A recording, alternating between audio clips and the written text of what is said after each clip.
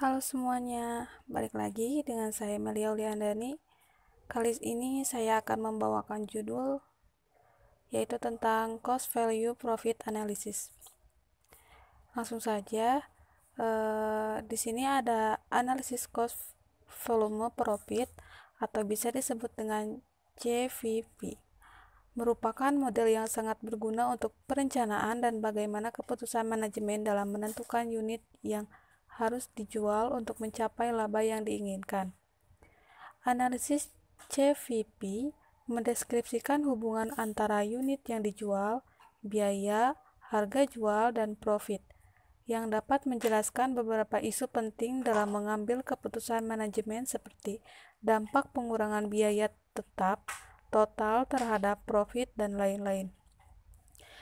Manajemen dapat menggunakan analisis atau bisa disebut juga dengan manajer CVP untuk analisis sensitivitas atas beberapa alternatif skenario biaya variabel dan perubahan tarik pajak, menurut Jaroni pada tahun 2017. Nah, di sini ada analisis CVP merupakan alat bantu untuk memahami hubungan timbal balik antara biaya, volume, dan laba dalam organisasi dengan memfokuskan pada interaksi antara 5 elemen. Yang pertama ada harga produk, yang kedua volume atau tingkat aktivitas, yang ketiga biaya variabel per unit, yang keempat total biaya, dan yang terakhir ada bauran produk yang dijual. Nah, langsung saja di sini ada komponen cost volume profit analysis. Komponen utama dari analisis CVP adalah contribution margin ratio and variable expense ratio. Nah, di sini juga ada rumusnya. Langsung saja. Yang pertama ada contribution margin atau biaya kontribusi merupakan selisih antara pendapat atau penjualan dengan biaya variabel atau variable cost. Margin kontribusi akan digunakan untuk menutupi biaya tetap atau fixed cost dalam laba perusahaan.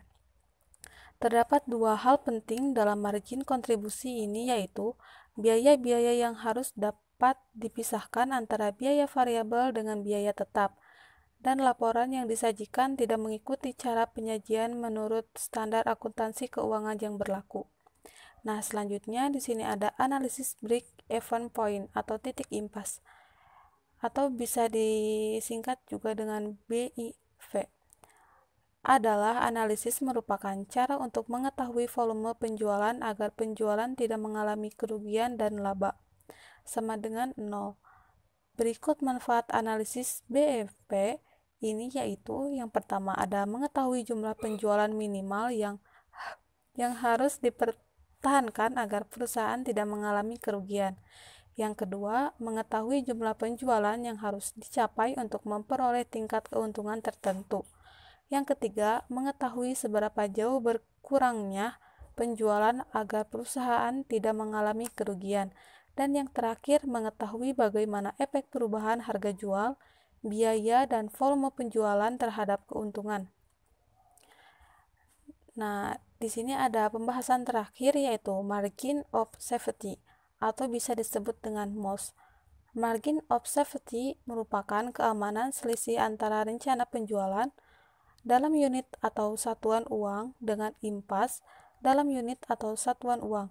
Penjualan MOS ini memberikan informasi tentang seberapa jauh realisasi penjualan dapat turun dari rencana penjualan agar perusahaan tidak menderita kerugian. Margin of safety ini menunjukkan angka jarak penjualan yang direncanakan atau budget sales dengan penjualan break even. Nah, segitu saja yang dapat saya sampaikan. Mohon maaf atas kekurangannya. Terima kasih.